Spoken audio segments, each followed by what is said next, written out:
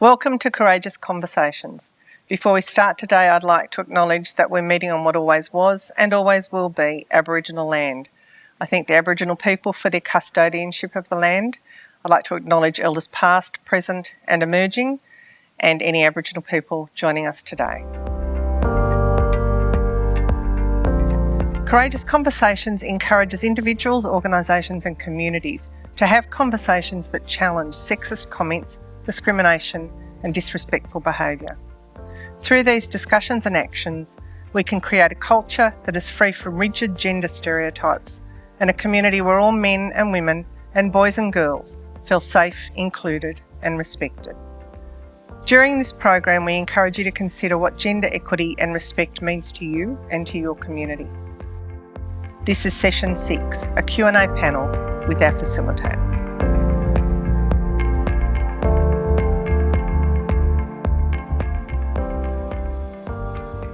Welcome back to Courageous Conversations. I'm Jo Fuller. We hope you've enjoyed the program so far. We're back now with all of the facilitators from the sessions that you've seen thus far. Before we start, we might just introduce ourselves again just to make sure everybody remembers who we are. So I'm Michael. I'm Jules. I'm Sharmila. I'm Liam. And I'm Jess. And we're going to go through some questions that we've heard from some members of the community and participants in the program. So, Jules, the first question that I'm going to throw to you is that sometimes the participants in Courageous Conversations have told us that they actually can't believe that there's a link between jokes that can then lead to violence against women. Can you talk a little bit about what that link might look like and how that might end up? Yeah, sure. We hear that a lot. And I think it's for some people it is a big leap. And we're not saying that people that make those jokes or that even people that laugh at them are the ones that potentially are committing violent acts against women.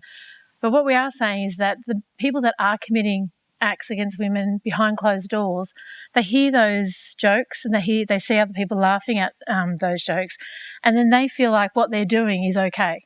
That people are saying that what I'm doing must be okay because they're laughing at women being degraded or called names.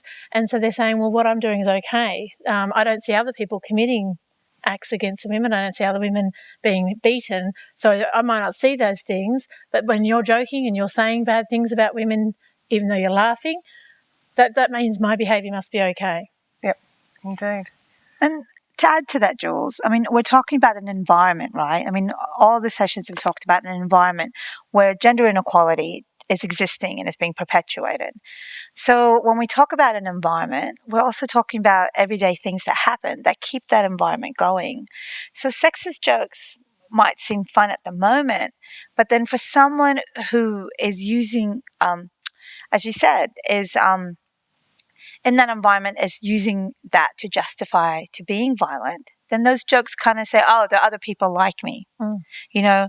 And I've heard, when you work in this space for a long time, you talk to people who work with men who perpetrate abuse. And some of the stories that they say about the men, they ask, what makes you think it's okay to perpetuate that abuse? And they come back and say, well, I made this joke, or other people have made these jokes about, it's okay, that's sexist, or it's makes fun of violence, and everyone's laughing, so I think everyone else is like me. And you hear those stories and you go, whoa. For those of us who aren't like that, we think, whoa, that's a bit strange, it's a bit not of our experience. But it's like kind of pulling people back from a precipice, isn't it? We want to get those people at the edge further away from the edge. And the only way we're going to do that is by changing what's normal.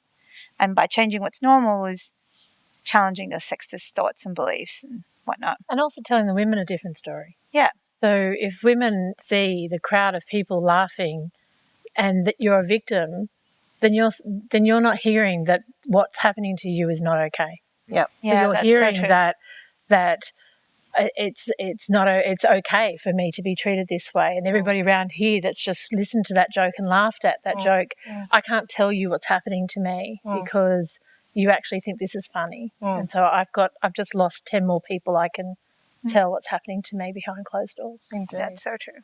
Sharmila, you mentioned equality when you were responding before. I'm just wondering, people often think that when women talk about wanting to be equal, they're actually trying to take over. Do you want to make some comment about that?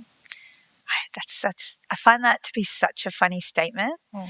because when you look at the statistics of like who has the most power, like in political positions, right? If you look at a parliament, it's mostly men.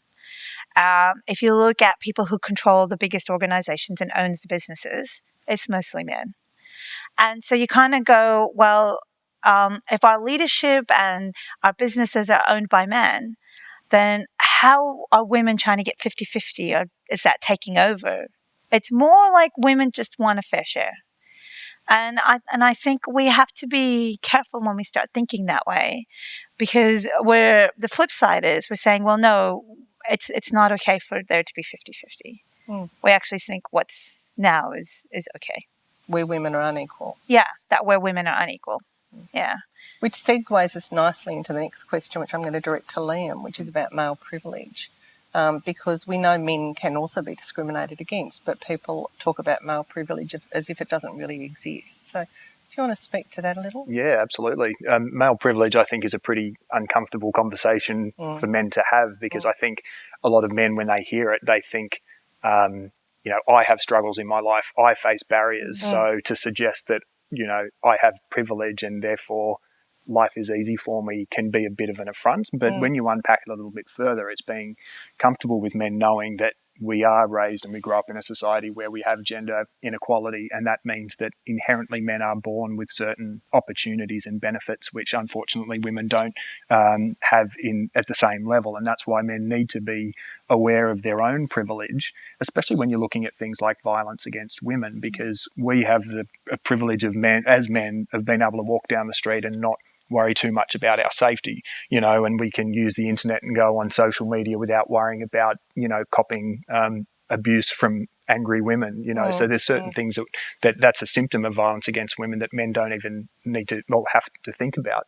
But also, when you do have the privilege that goes unchecked, you can actually behave in ways that perpetuates inequality without even realizing it. And it can be something as simple in a meeting at work, all the men getting up after a meeting and walking out and assuming that the women are going to pick up all the cups and clean up afterwards. And that's something that I probably did years ago, and it wasn't until someone called me out on it, a female colleague I respect, that I didn't even realize that was a thing. Yep. But what you're doing is you're perpetuating that power imbalance. And so the more you see it, the more you can start to check yourself, and the more you can start to role model more equal relationships that I think sends a message to other men as well. Which takes us very nicely to the next question about respectful relationships. So, Shimona, I'm going to throw this one to you because I know we've talked about this.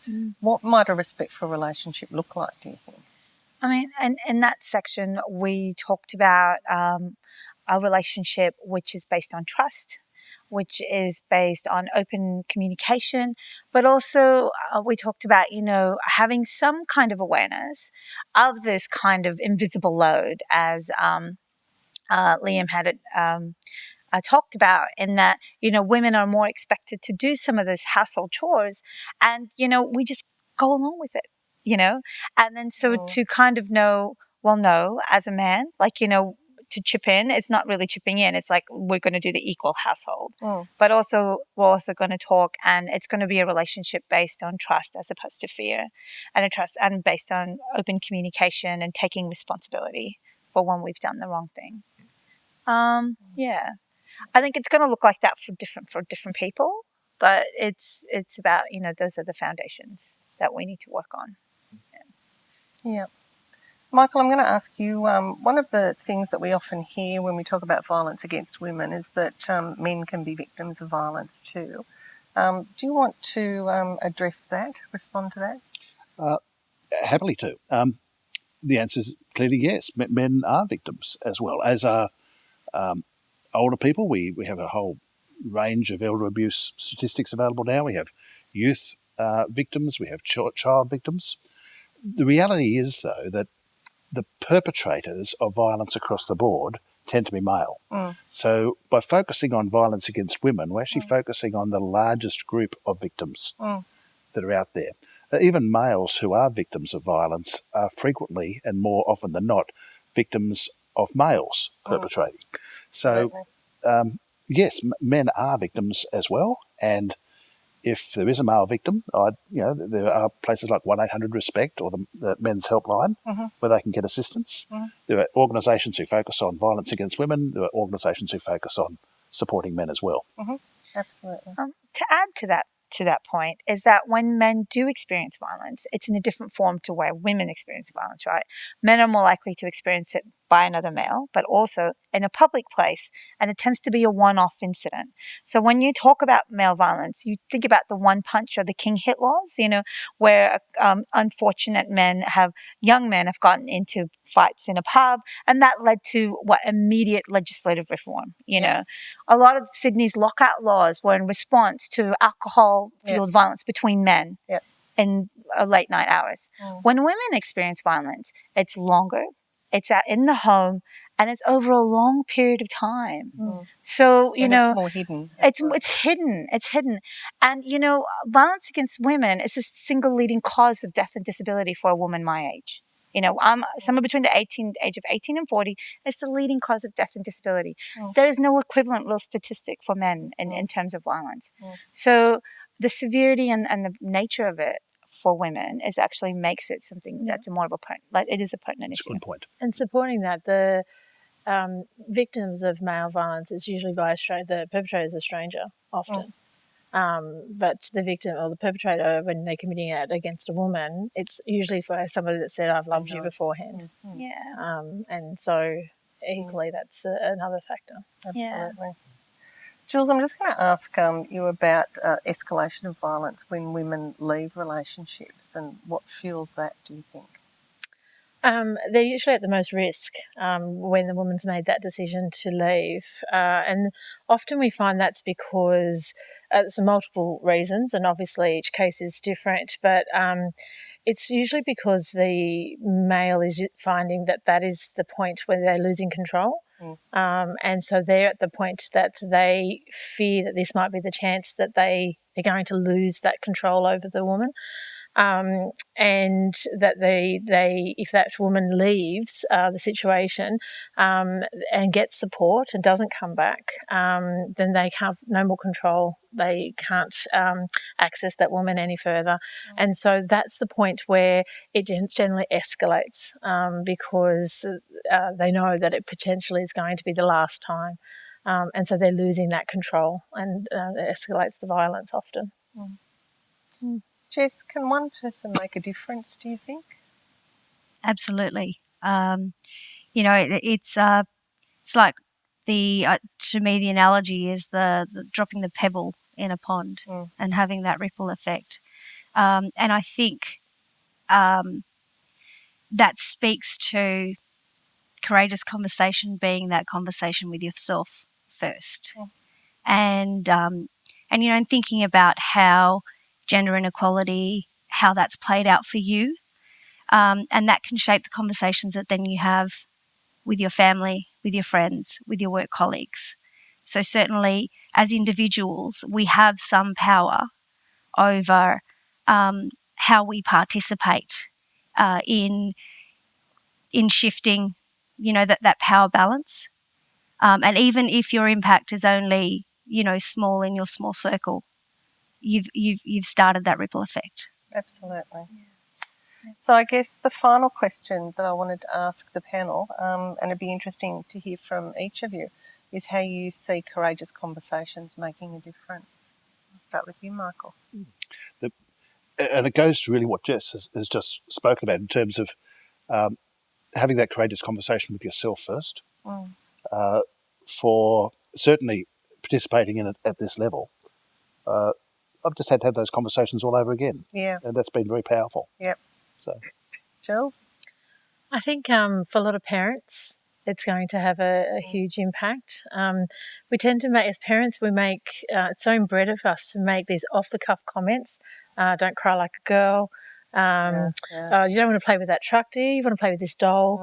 And that is so embedded in the makeup of who we are. And I think having these conversations and being very aware of the impact of our thinking and how that shapes us in our belief system, I think can make a huge difference. And so building on first having that conversation with ourselves and then imparting that wisdom on the next generation, I think is the gift that the courageous conversation can have. And I've seen that with children, and I think they're the ones that are going to save us moving forward. So I think that's the most powerful thing that we can do, and that's why I wanted to be a part of it. Absolutely.